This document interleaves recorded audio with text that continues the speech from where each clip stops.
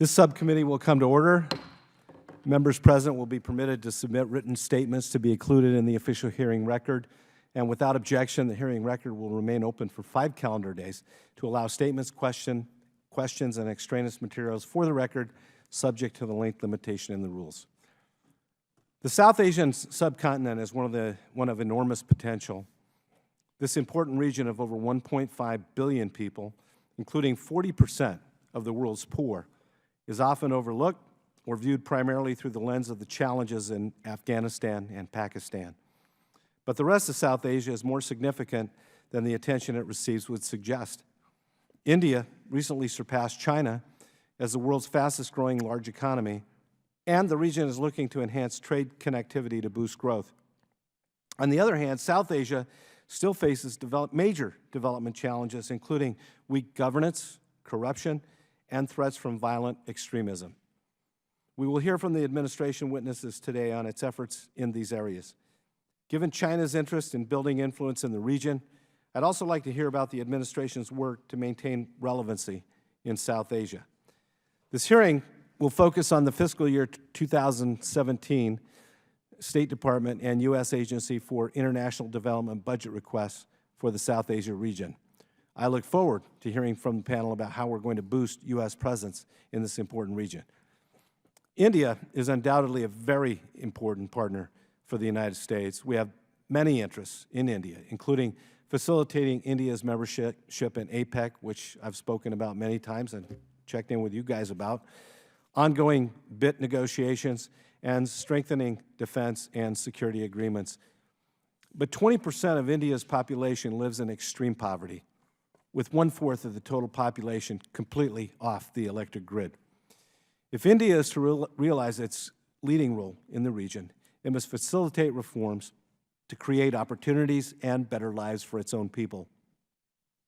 How are we assisting the Indian government and leveraging the private sector to improve the conditions of the people of India? India is clearly a priority for the administration, but what progress is now being made? This committee has concerns about antiquated protectionist policies that hold back India's full growth potential and hurt U.S. companies. Restrictions on market access, including direct retail sales, weak intellectual property protection, and the time required to resolve contract disputes are among the top concerns for U.S. businesses.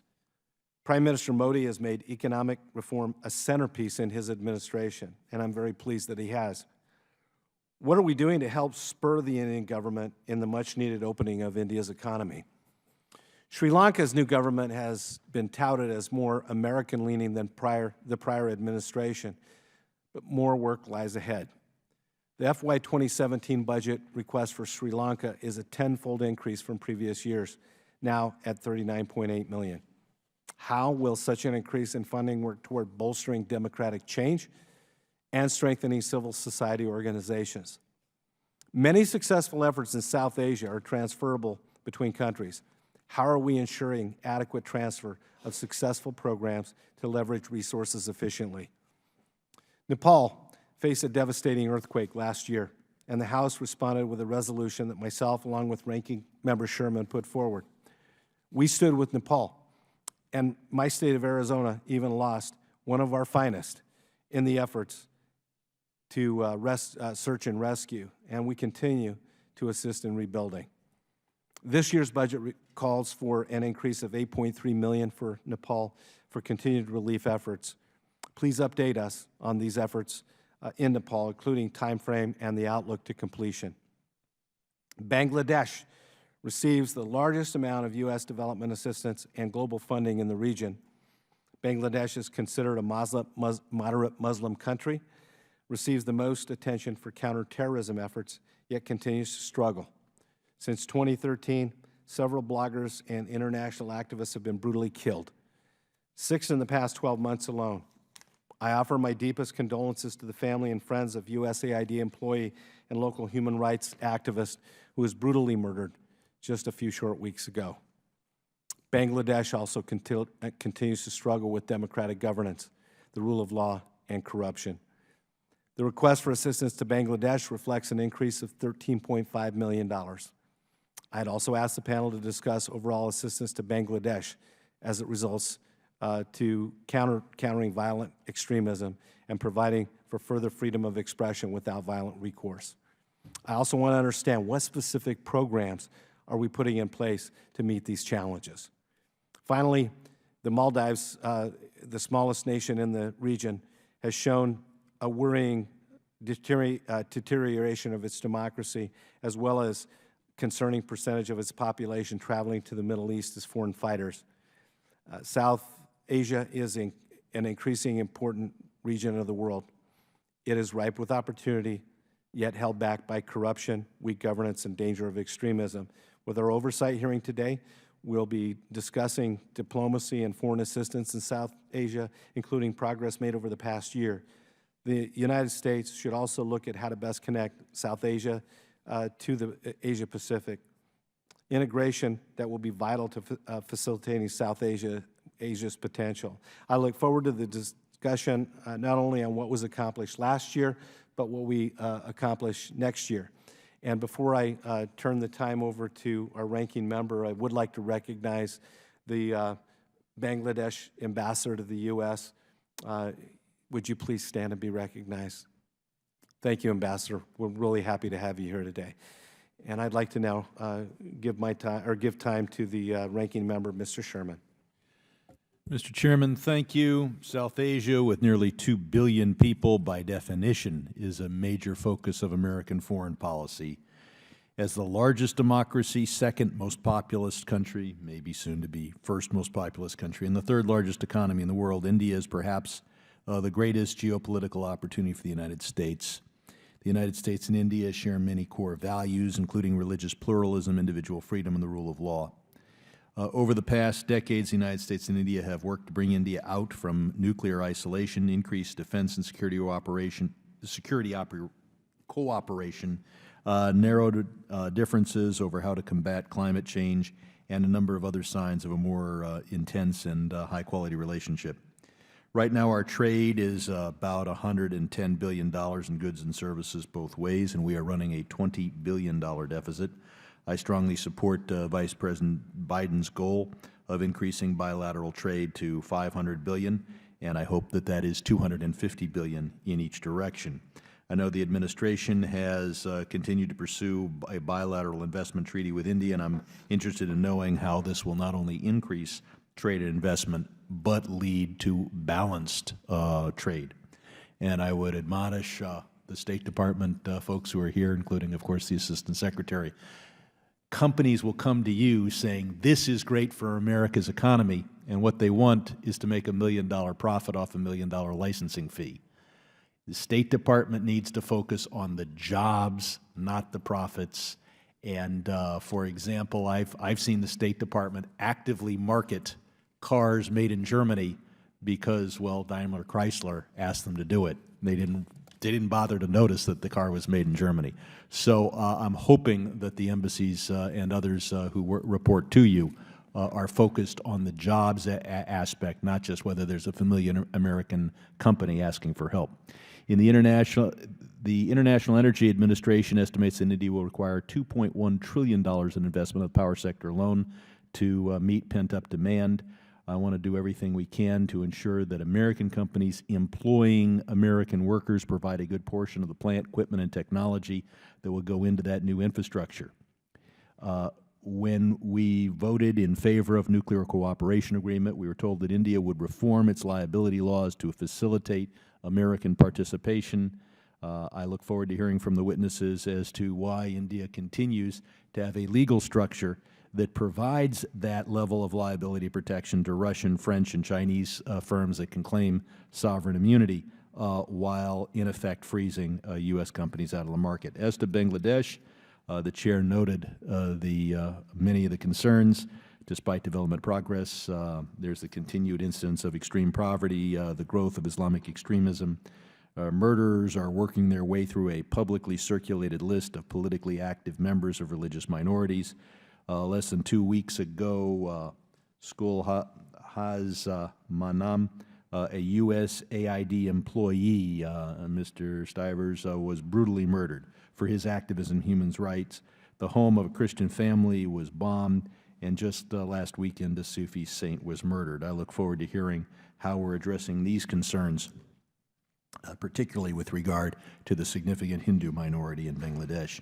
I look forward to hearing your assessments on Sri Lanka and its political process of reconciliation. I met recently with the ambassador of Sri Lanka, encouraged Sri Lanka to move forward to increase American imports from America, and, of course, political reconciliation between the Ceylonese and Tamil communities.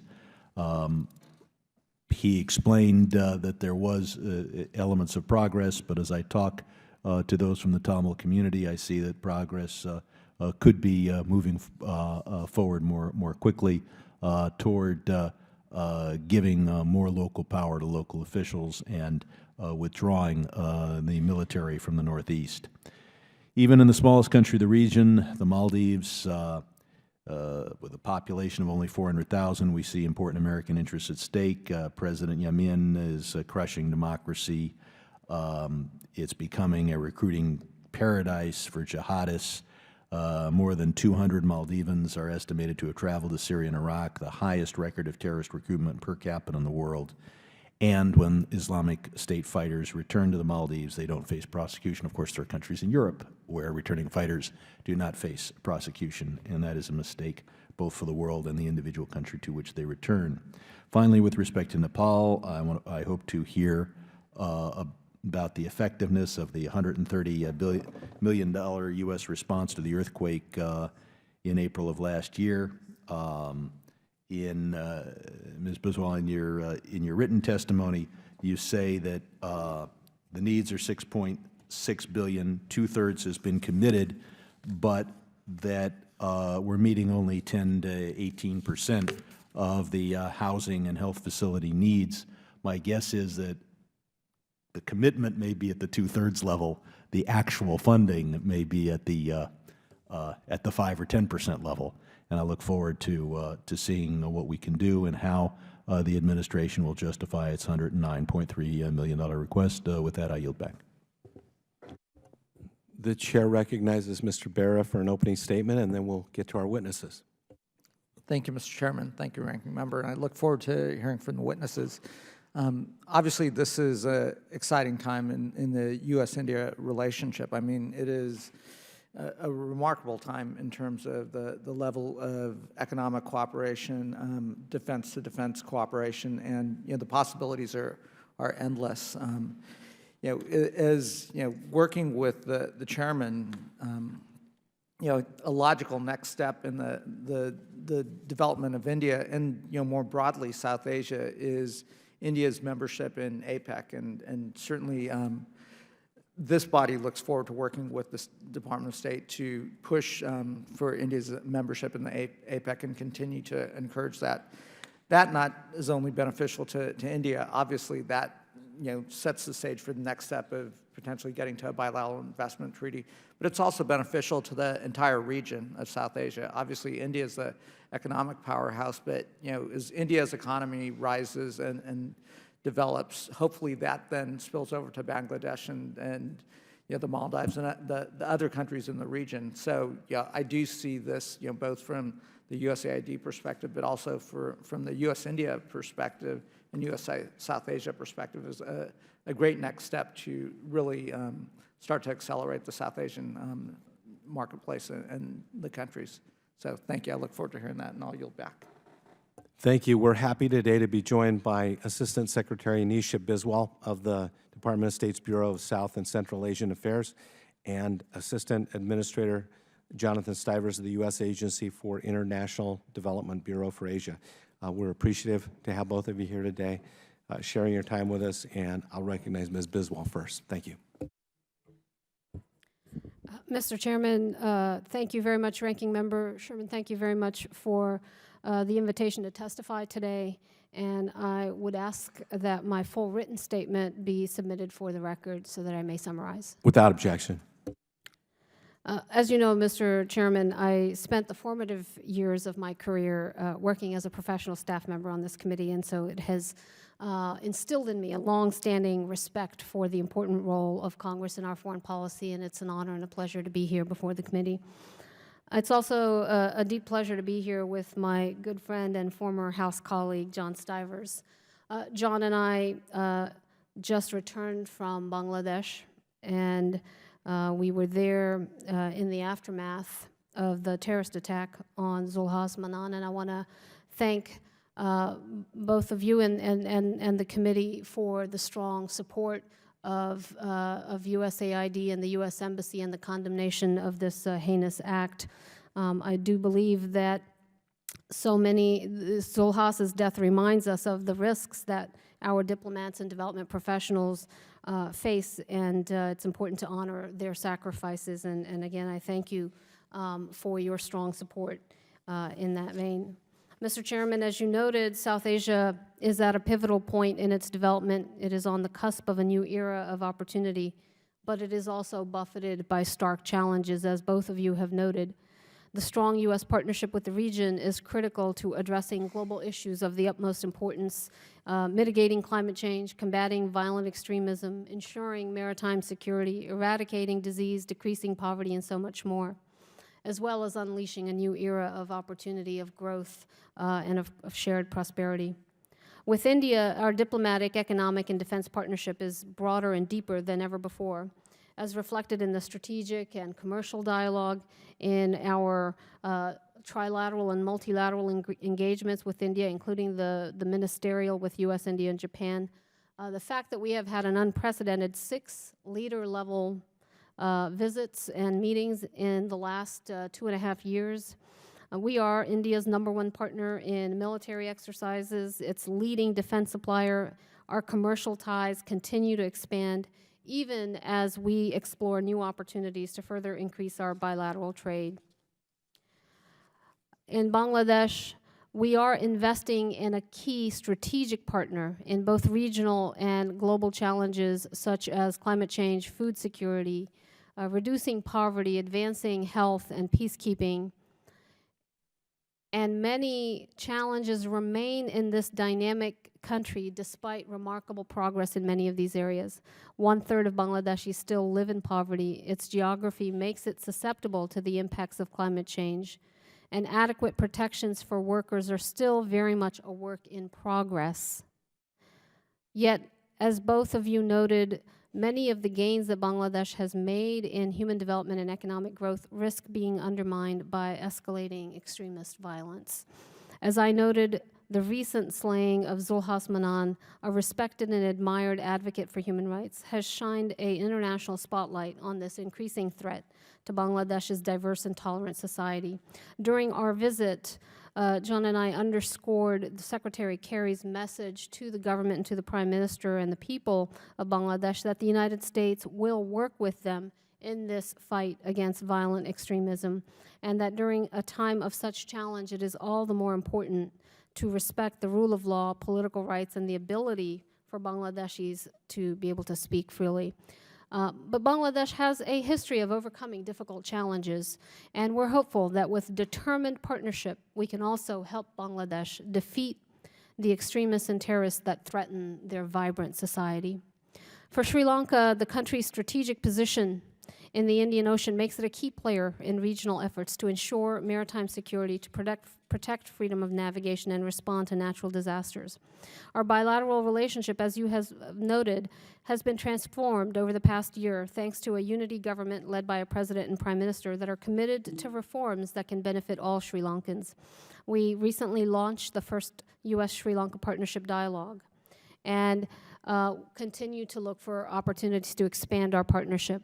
In Nepal, we continue to help the country recover from a tragic earthquake that struck in the April of last year to ensure that the development gains from 60 years of partnership with Nepal are not lost. It is critical that we continue to support that massive reconstruction effort.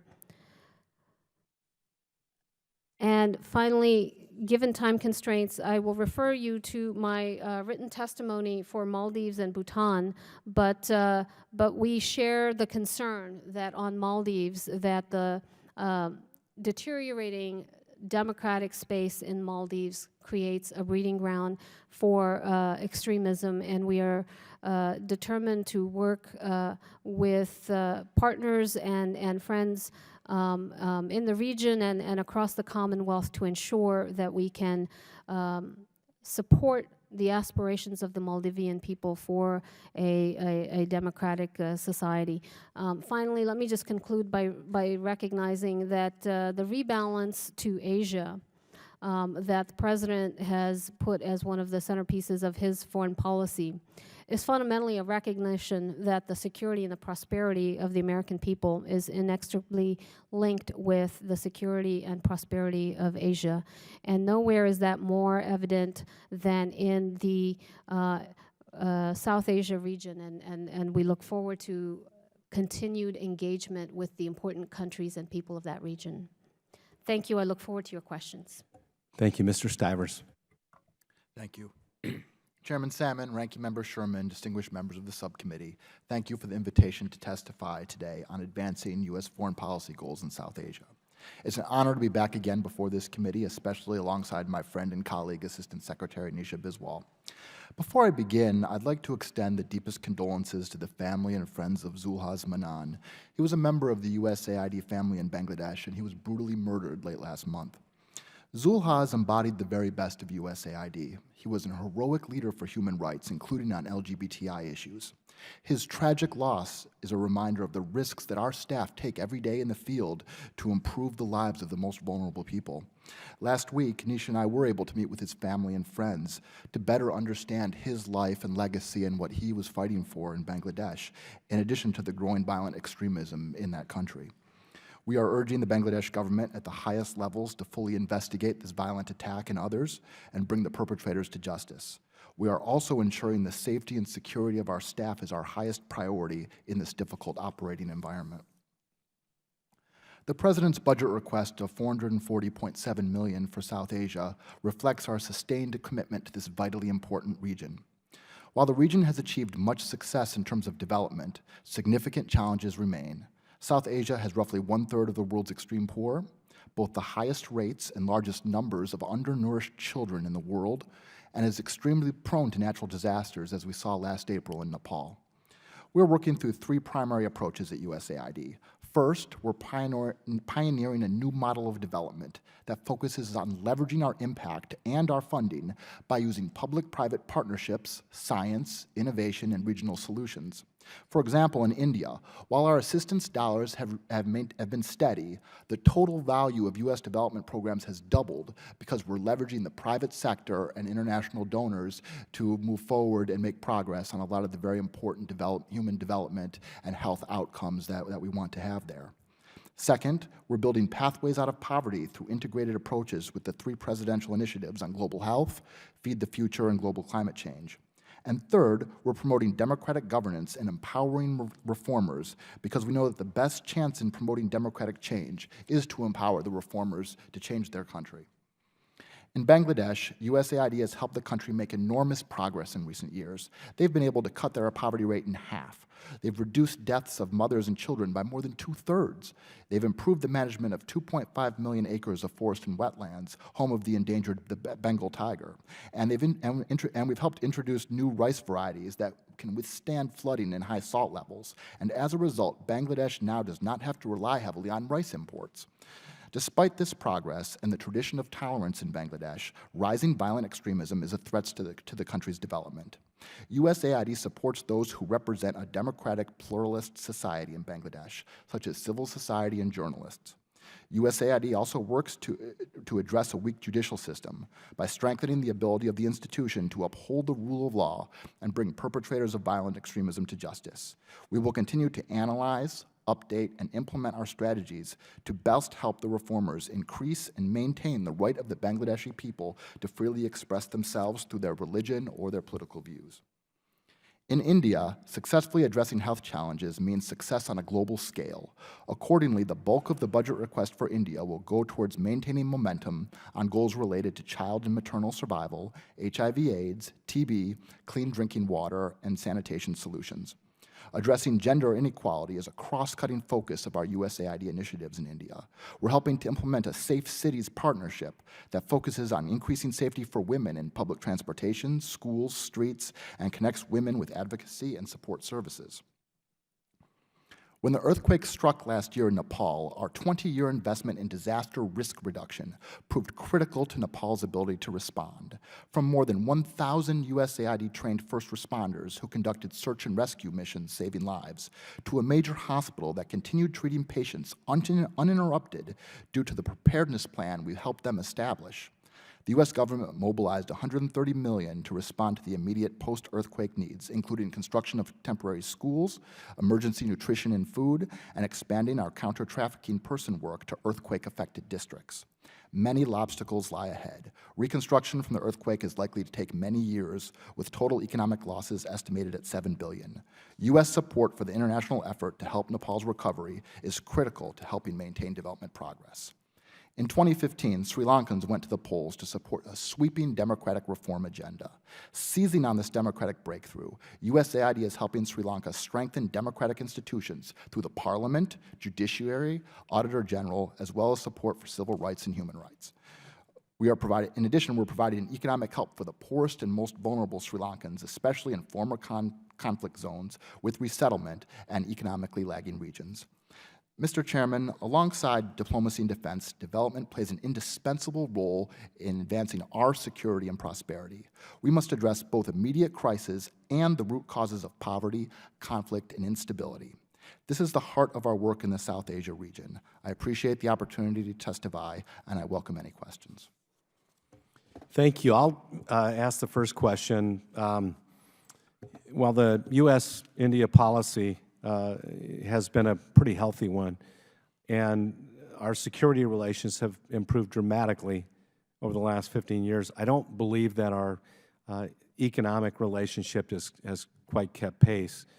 U.S.-India economic ties and experts encourage both supporting India's membership in APEC and concluding a bilateral investment treaty in a recent hearing that I chaired about India and the U.S. economic ties. There's strong support here in the Congress for India's entry into APEC, and I've introduced a bill to that end, and Senator Cornyn released a companion bill just within the last week or so. The administration has maintained that it welcomes India's interest in APEC. Where do we stand on negotiations for a bilateral investment treaty, and what else are we doing from the administration's perspective to improve economic ties? Thank you, Mr. Chairman. Let me first thank you and commend and welcome the leadership that you and many of your colleagues have shown on the U.S.-India relationship and the ambition that you have injected into that partnership in terms of where you would like to see it go. I think that has been an important voice, and it has been much noted and appreciated. I do think that, as you noted, that the President has welcomed India's interest on APEC. I think that the size of the Indian economy makes it one that we want to engage with in an ambitious but constructive way. There are a multiplicity of views with respect to India's entry into APEC, and largely the conversation is around better understanding India's desire for membership in APEC and India's approach and philosophy as it comes into a largely economically focused body on important issues of open, free, and fair trade. And I think that those are conversations that are ongoing in the administration, with the administration and the government of India, and I think that those conversations will help chart the path for how to move forward on India's interest. India's interest is one that I think we welcome strongly, and I've certainly heard that not only from our President, but from across all of the levels of our government. With respect to the bilateral investment treaty, we have long maintained that a high standard bilateral investment treaty between our two countries would greatly advance and facilitate additional American investment into India and would create a level playing field for American companies and for American investment, so that there are the necessary safeguards and protections for that investment. And I think that that will go a great deal towards enhancing confidence amongst investors in India's economy, and will facilitate greater investment flows. We're already starting to see that U.S. investment is starting to flow towards India, and in fact, India surpassed China as the largest destination for some segments of American investment, and we're likely to see that trend continue. We are in the midst of discussions on the bilateral investment treaty to ensure that there is a firm commitment on both sides to be able to address some of the areas of discrepancy between India's model bit and what we see as a high standard investment treaty. And we're hopeful and confident that those discussions can lead to the formal launching of negotiations. So we're just really in the position right now of starting the dance. You know, I know there are serious issues. I mentioned in my opening remarks concerns about allowing us to sell on the internet to individuals. Right. Amazon's had some real issues in India, and I'd like to get those resolved. I know we've had some agricultural issues that have been stumbling blocks in the past. And I also know that, and I don't know whether this completely applies to a bilateral investment treaty, but a lot of our U.S. investors and companies that do business in India are really concerned about the length of time that contract dispute resolution gets handled. The average time in court is about 4 years, and that's just not acceptable. I know they're trying to move toward arbitration, but I don't want to belabor that, but I know that there are several issues. We're very interested in moving forward. I think there's a lot of support in Congress. I know that there are issues, but, while doing it thoroughly and effectively, like to also add expediently to the list, because I think it's incredibly important that we further that relationship. And the last issue I'd like to just bring up is, again, India. But when we had the full hearing a couple weeks ago, I was a very loud voice about the potential sale of F-16s to Pakistan. India has objected mightily to this because there's big fear that or concern that they might use those F-16s against India. And it looks as though that sale is kind of in limbo right now. Could you kind of clarify to me where that might be, or what your thoughts are on that? Thank you, Mr. Chairman. First, let me just start by saying that we have a very important relationship between the United States and India. And we also have a very important relationship between the United States and Pakistan. Each relationship stands on its own merits and is in furtherance of our goals and interests with both countries, and we don't see them in any way as being zero-sum. The F-16 platform is one that we have felt has been used successfully in combating terrorism. And that has been the basis on which the administration put forward the notification to provide an additional 8 F-16s.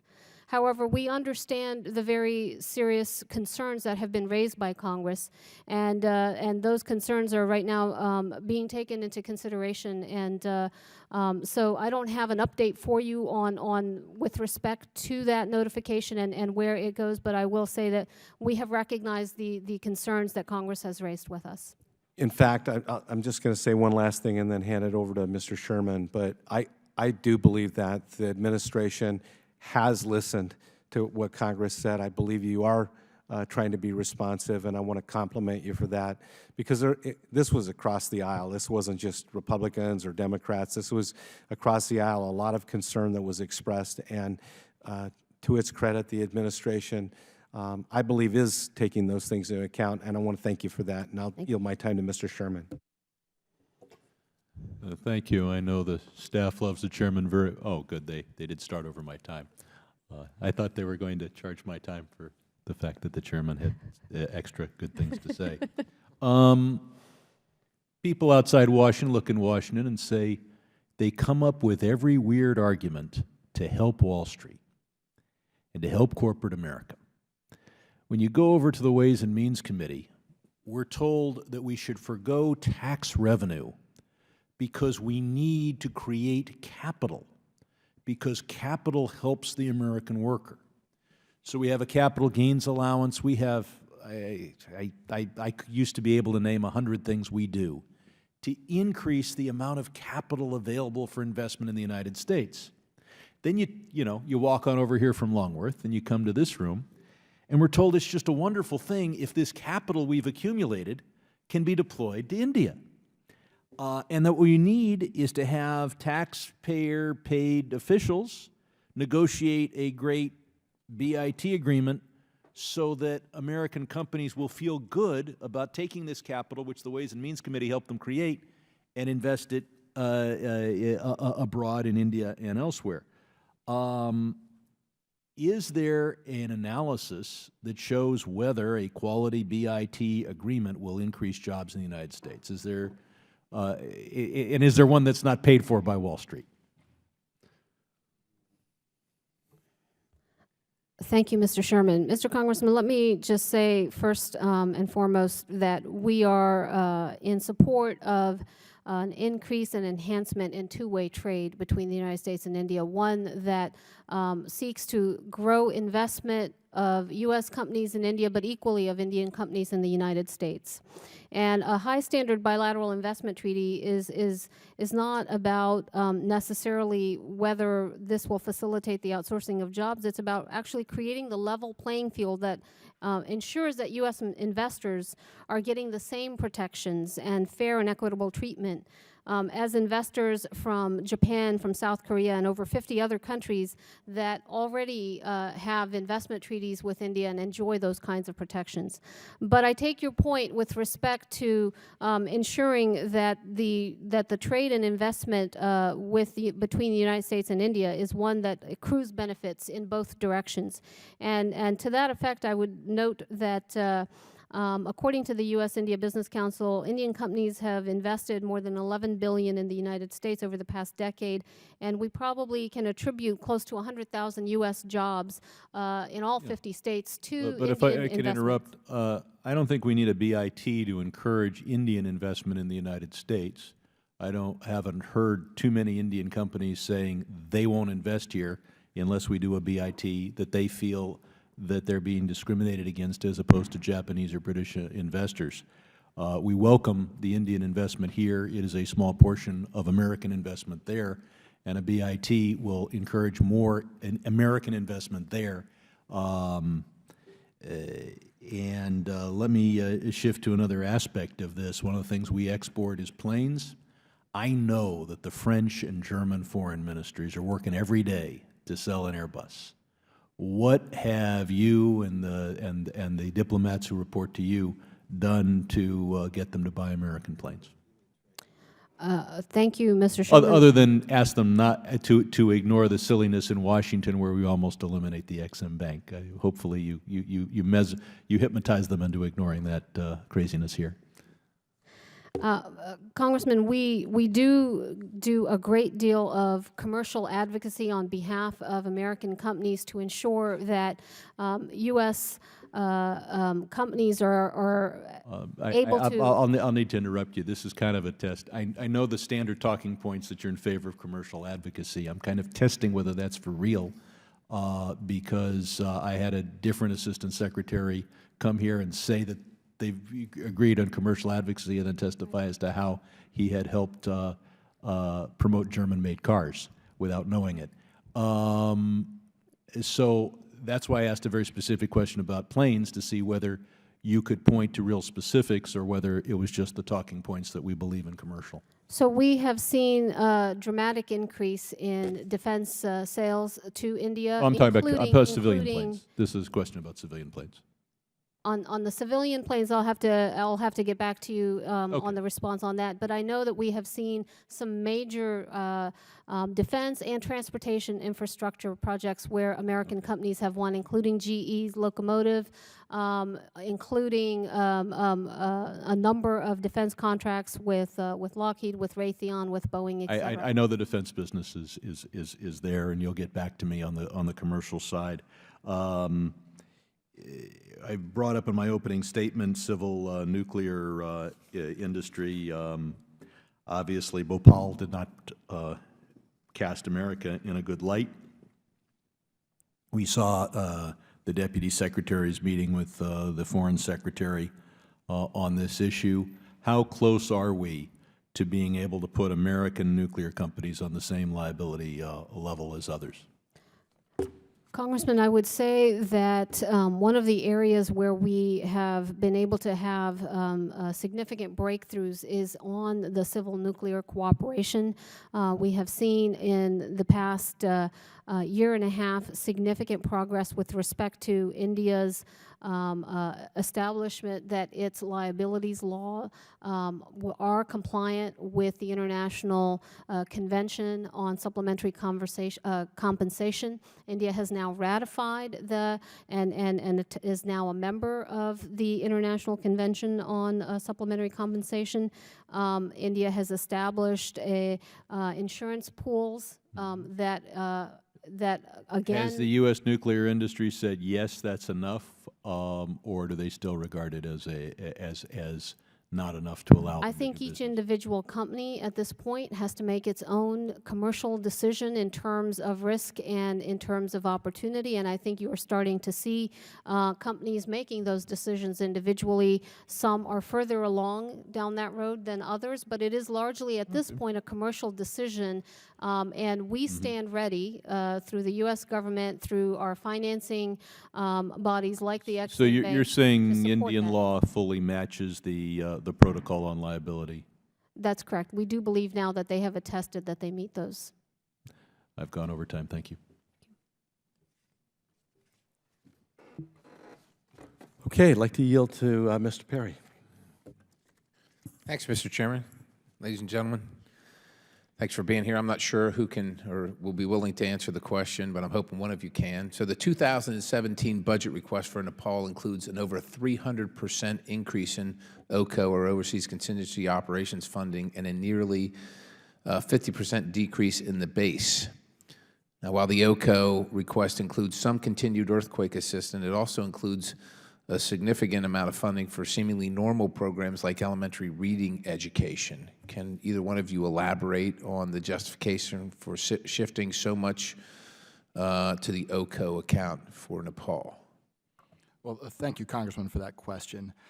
The earthquake that hit Nepal last year devastated the entire country. I mean, either directly or indirectly. And the reverberations from that massive earthquake to cause more damage than the earthquake in Haiti in terms of housing, schools, and overall damage.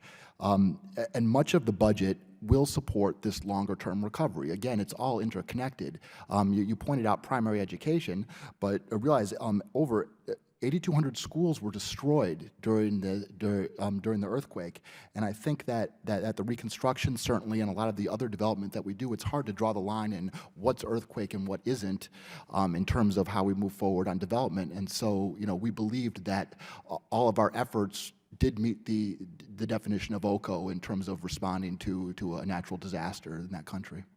So is the OCO ever present, or is it only present in times where, is that account ever present and just sitting there waiting for something to happen for country after country, including Nepal, or how does that work? I can't speak to the bigger budget issues, except for just to say that Nepal, certainly in terms of the earthquake response, we believe does fit under the definition of what OCO should be used for. Okay, so I guess then the next question would be, how long are you projecting the OCO account to be necessary? Like, how is this going to be forever? And understand we're trying to figure out what the base should be, and I understand that there's a circumstance that was maybe unexpected and is an emergency situation which warrants the OCO. But at what point is there a plan? What is the plan to get back to the base so the American people can see that we're spending this amount of their tax dollars in Nepal? Well, I think we think it makes sense for FY17 for Nepal to be an OCO country. The decisions on whether FY18 it would meet that definition, I think, depends on a lot of circumstances, and we certainly need to consult with Congress on that issue.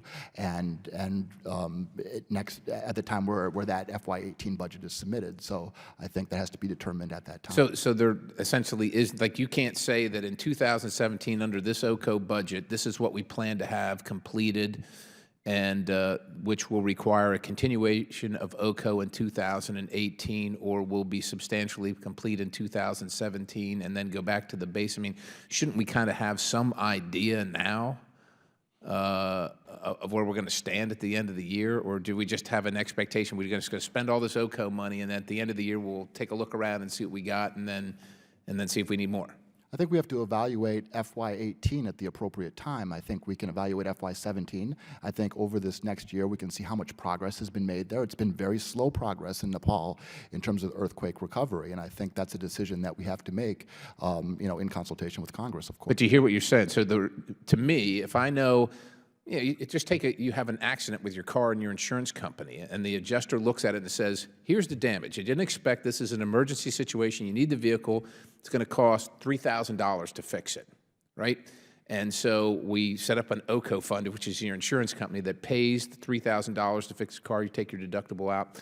We know where we're going to get to, right? We know it's going to cost this much, and then we're done.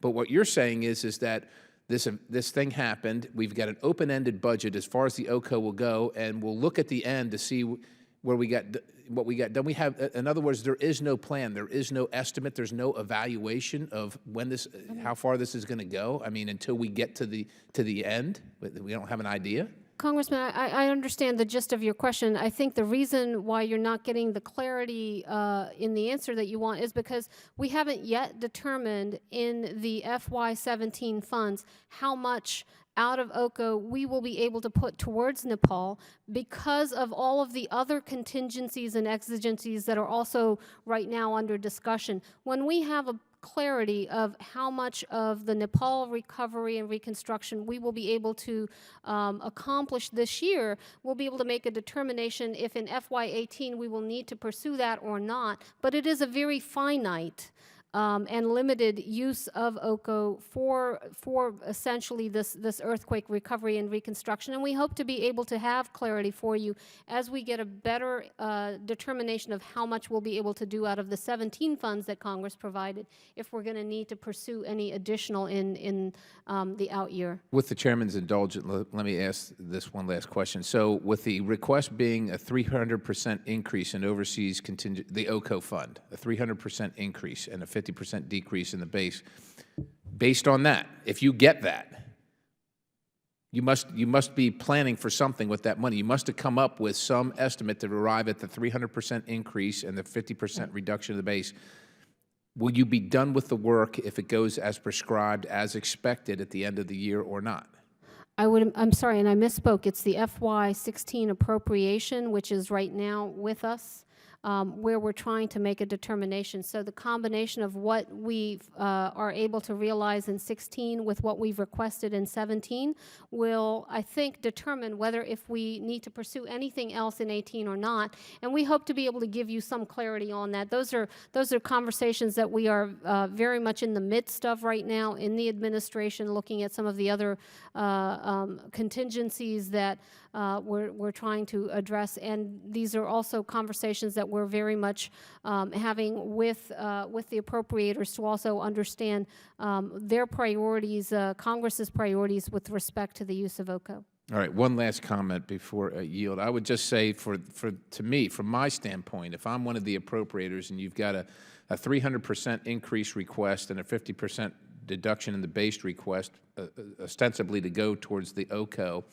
I'm less inclined to be interested to provide that unless I know there's a plan, right, to spend last year's money and this current request to get to somewhere where I know I'm going to be. And what I didn't hear What I didn't hear was that there was any plan. We're going to spend the money, and then we'll let you know if we need more at the end. And with all due respect, I think that's one of the things that frustrates the American taxpayers is these programs go on forever and ever and ever. I mean, we're paying you folks to make evaluations, determinations, make estimates, and put the money towards those things to finalize a completion. And I don't know that if we just do this, we're never going to be complete, because I'm sure Nepal is always going to need more money. With that, I'll yield. Thanks, Mr. Chairman.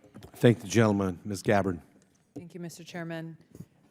Ms. Biswal, in your opening remarks, you mentioned Maldivia, and I know you ran out of time, so I'd like to ask you to speak a little bit more about Maldivia and specifically the percentage of their small population who are foreign fighters who are traveling to Syria. Can you talk about how the United States is working with the Maldives to counter this strikingly high number of foreign fighters that they have from Maldivia? Thank you very much, Congresswoman. We have multiple sets of issues that we are concerned about and are tracking with respect to the Maldives. Certainly, the fact that there is such a high per capita ratio of foreign fighters being recruited out of the Maldives is a mounting concern. The fact that the governance environment continues to deteriorate, that there continue to be politically motivated arrests and trials, and that the democratic space has been consistently deteriorating has, we think, contributed to a greater creating a more fertile field for recruitment of extremist organizations. And we have maintained over the years and continue to maintain programs that are targeting combating terrorism and engaging with civilian and security forces on specific concerns with respect to trafficking of narcotics, of persons, and of financing that can make its way towards terrorist organizations. At the same time that we are also working both in our bilateral engagement and with our regional and Commonwealth partners to try to address the governance environment to see if we can't bring enough pressure and partnership to bear on trying to address some of the grave concerns with respect to the governance challenges. Now, I will confess that there is rising frustration in civil society, in the human rights community, and in the international community about the lack of progress from the government of the Maldives. And I do recognize that there have been increasing calls for stronger actions with that regard, including actions, many who have been calling for sanctions or travel bans or visa bans to try to exert more pressure in that direction. Thank you. Shifting over to Bangladesh, Mr. Stivers, you remembered thoughtfully the USAID worker and human rights activist who was slaughtered most recently. On Sunday, the New York Times editorial board wrote about how Bangladesh has descended into lawlessness. I introduced a resolution last year calling on the government of Bangladesh to protect the rights of religious minorities in the country, including Christians, secularists, atheists, Hindus, Buddhists, etc. Can you speak to what is your sense of the situation, the government's response? What should they be doing more than they're already be doing specifically? Thank you, Congresswoman. Over the last few years, the domestic and global situations have kind of combined to contribute to increasing radicalization. I think domestically in Bangladesh, increased political violence, polarization of political parties are key contributors, and there's a lack of political space and free expression that are real challenges for that government in Bangladesh. And I'll defer to Nisha to talk about kind of her discussions with the government there. But let me just say, I mean, we know the targets include writers, activists, and intellectuals and certainly religious minorities. And thank you for being such a champion on this issue, because you've identified this issue, long before some of these attacks have happened. And I think our development programs at USAID can help mitigate some of the underlying drivers of violent extremism. Certainly our support for civil society, human rights, voices of tolerance, journalists can help push back on some of that closing space in Bangladesh.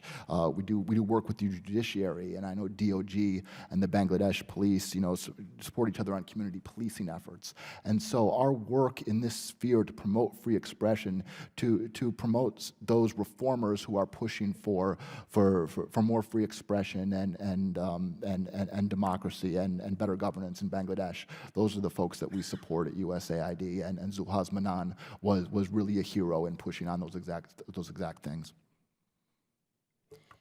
If I may add to what John has said, this is obviously an area of mounting concern for us and was the focus of our meetings and conversations with the government. We met with not only the Foreign Ministry, but Home Ministry and law enforcement officials, and we met with the Prime Minister to discuss what we could do in terms of both providing support and partnership in strengthening the capacity and the ability of the government, of law enforcement to, one, protect vulnerable communities and prevent acts of terror, but then two, to investigate and hold accountable when there is violence. And it's incredibly important that there be a very focused effort to fully investigate and bring to justice when there are attacks of this nature, and how we can be supportive in that context. We also talked about the need for us to work with civil society organizations to ensure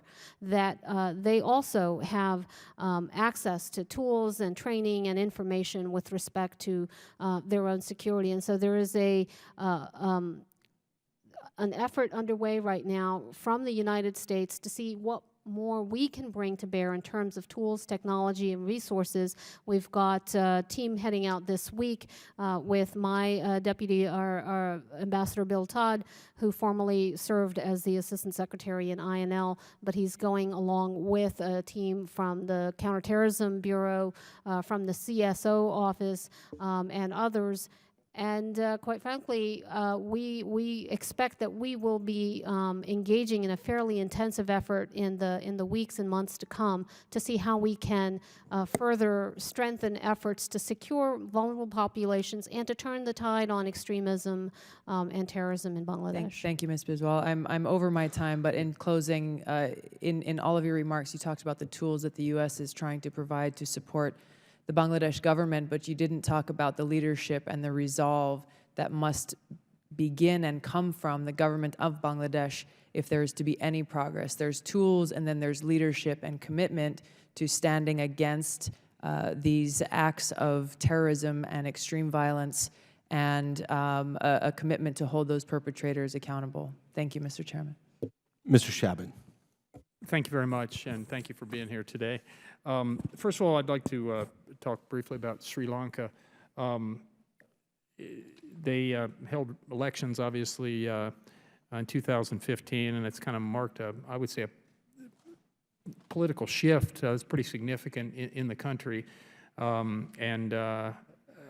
had been to Sri Lanka in the past and kind of witnessed firsthand some of the devastation that occurred during and in the follow-up to the civil war and the unrest that they had there for quite some time, particularly in the north of the country and the area around Jaffna. And what would you say is the situation relative to the government actually coming together, where where the Tamils feel an actual role in the government?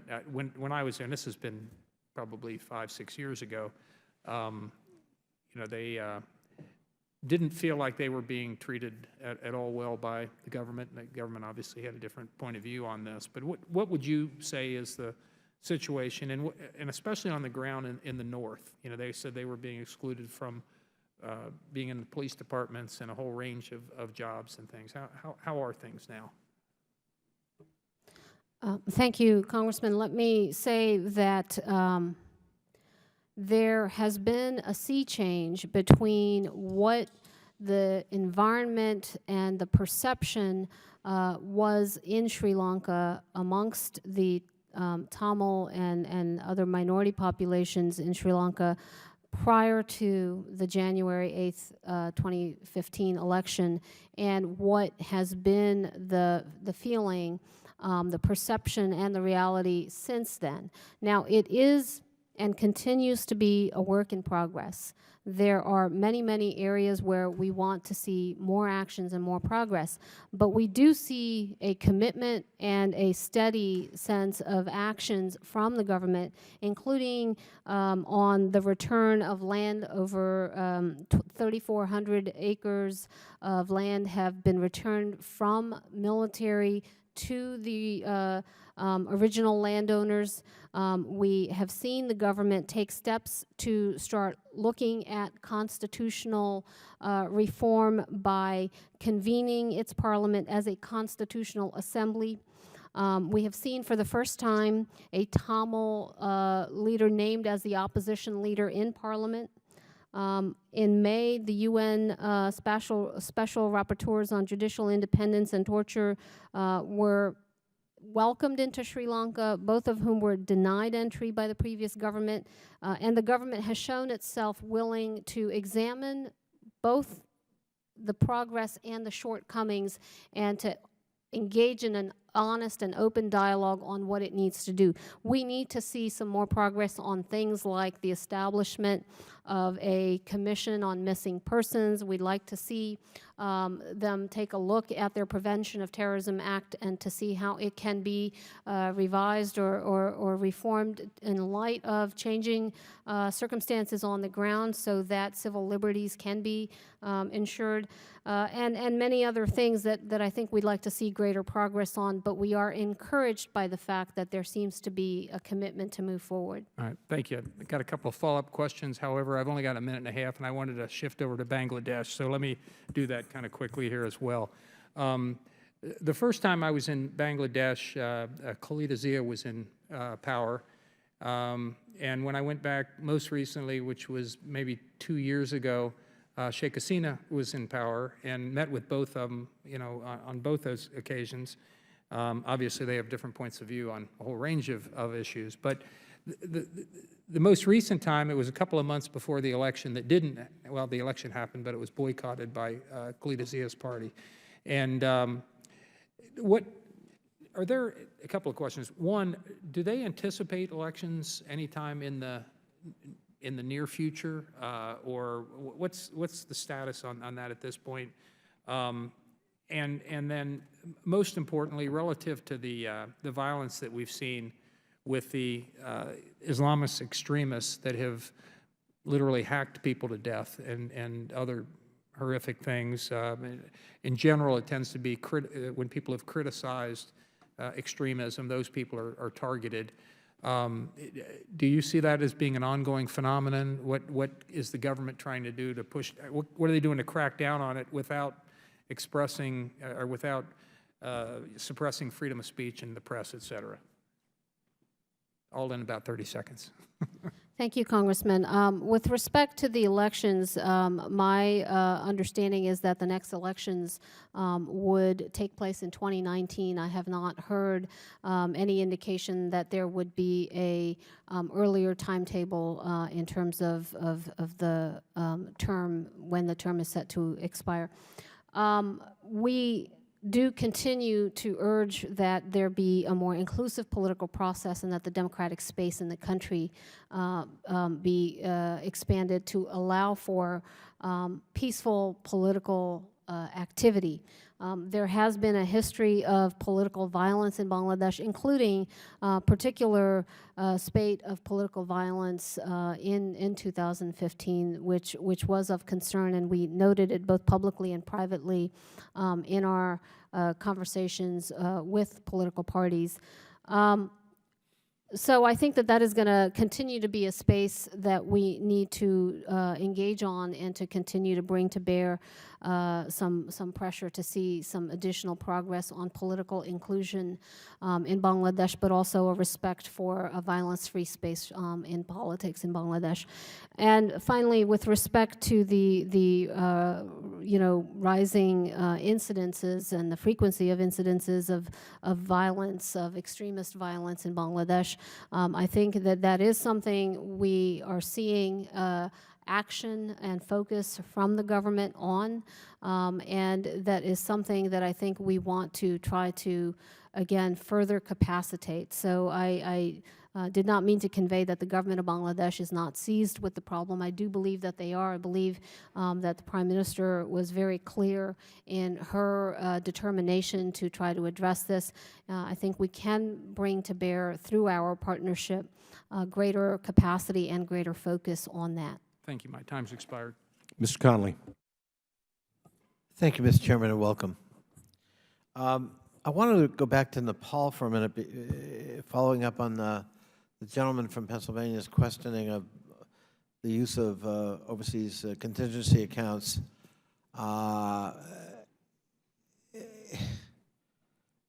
And I may have misunderstood the gentleman from Pennsylvania, but it seemed like his last observation was, well, we're always going to have problems in Nepal.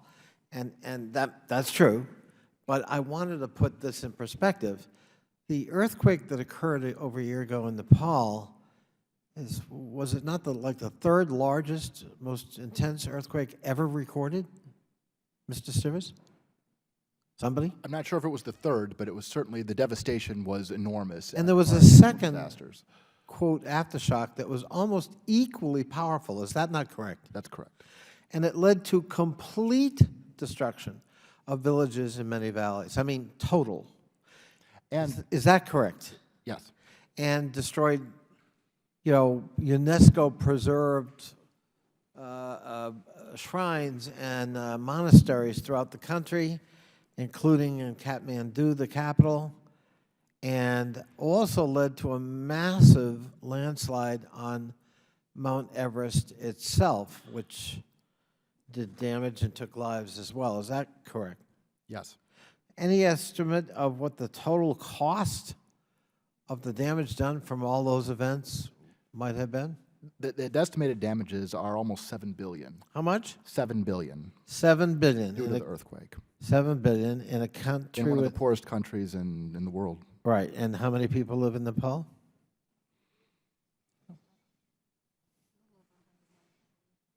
I think it's around 100 million. 100 million. One of the criticisms that has been leveled about the relief and recovery efforts is that money has been very slow to be deployed, and as a result, reconstruction has already missed one monsoon season and is likely to miss another, partly due to corruption, partly due to government incompetence, partly due to international relief incompetence, but also partly due to the fact that absent, verifiable verification and infrastructure for managing these funds, international agencies and nonprofits are not going to release them. Could you comment? Because there are people in need still living in temporary housing over a year after the devastating earthquake. Absolutely. Thank you, Congressman Connolly. First of all, I think the population number is 20 million, but Yeah, I'm not sure I about thought that. 20. Yeah, I'm sorry. In terms of the damage, around $7 billion in losses. More than 750,000 homes were destroyed. About 1,200 health facilities, hospitals destroyed or damaged. More than 8,200 public schools destroyed or damaged. It was devastating. And it occurred in not so much the population centers that are more easily accessible, but up in the mountain areas, which are very difficult to get to reconstruction or humanitarian recovery, to get that assistance to the people who need it. That continues to be a huge problem in Nepal. And reconstruction has been slow, and there's been a number of constraints to that. Certainly the extent of the damage, the fact that it's occurred mostly in remote areas that are hard to access, the limited capacity of the government environment certainly is an issue. The Nepal Reconstruction Authority has just begun to operate, and international donors have been slow. There was a lot of pledges, but the money has been a lot slower in terms of moving forward in terms of reconstruction from a lot of the countries that and entities that committed a significant amount. But if I can, John, one of the things that concerns me, though, I mean, my view about management is, number one, are you seized with the mission? To allow a whole monsoon season to go by, you can't. It's very difficult to do reconstruction and construction in a monsoon season. So you got to wait for that, and then schedule your construction or building. And we're now in monsoon season number 2, I believe, and we still aren't seeing reconstruction. And that means people are once again without housing, without shelter, without many of the basic necessities of life, and at risk in not a particularly, favorable climate, both in monsoon and in terms of winter. So what are we doing to try to light a fire under folks to be seized with the mission? And are we seized with the mission? Absolutely. In my written testimony, I explained a number of things that we've done in terms of the reconstruction and the recovery. We did pledge and committed and provided $130 million, which was the initial humanitarian response, and so a lot of that was used for reconstruction. As we move forward, we are trying to find the funds to do more in terms of the reconstruction for our part, but it continues to be a challenge. Certainly, it continues to be a challenge for us to do our part and for the rest of the international community. And maybe I'll defer to Assistant Secretary Biswal about the diplomatic engagement on that. Sure, but let me just make one observation on the issue of the OCO before I talk about the diplomatic engagement on Nepal's recovery effort. We recognize that OCO is not for addressing kind of the long-term development needs, but for addressing exigent circumstances, and the earthquake was certainly an exigent circumstance, and the bipartisan budget agreement. And excuse me, but I wish Mr. Perry was still here. That was the point of my line of questioning. Right. I don't disagree with him normally, but Nepal, I mean, what happened in Nepal is almost unprecedented, and certainly the worst to happen in Nepal, and it presents an enormous challenge for us, the international community, and not least the Nepalese themselves, and that's why. Please continue, No, but I mean, thank you. that's the exactly. setting for the OCO Exactly. provision here. Exactly, and we recognize, and I think Congress recognized in the budget agreement by expanding OCO funds, and so that was, putting the earthquake reconstruction in under OCO was, in a sense, respecting the direction that we received from Congress in terms of how and where to use OCO, and we hope to be able to revert to a long-standing regular development program in the base as soon as possible. We want to address the exigent circumstances of the reconstruction and recovery as quickly as possible. And I know my time is up, and the chairman's being very indulgent, but just to make a point, don't rush too much into that. We've just established on the record we're in the second monsoon season, and we haven't really touched reconstruction. So the idea that we would go back to business as usual when we haven't even addressed the crisis at hand a year after the fact, I think would be very imprudent management. So let's not be rushed into that for form's sake. Let's make sure that we're using resources in every which way we can to try to return people to some sense of normalcy in their villages and towns and cities in Nepal. Thank you, Mr. Chairman. Thank you. Well, I thank the panelists for being here today. As always, you're very responsive. Going to do a second and third and fourth round? Actually, we have a meeting with the People's Congress, what is it, the Foreign Affairs Chairman. Yes. So, and that's in 10 minutes. And with the chairman's indulgent on my long-winded responses, yours, all of us, I think we'd probably be here for a little while, maybe extended beyond that. But you've been wonderful, really appreciate it, and appreciate the committee members up here and the great questions. Thank you very much. We'll miss you until next time. This committee is adjourned. Thank you. weeks, too many things on the schedule. Yep.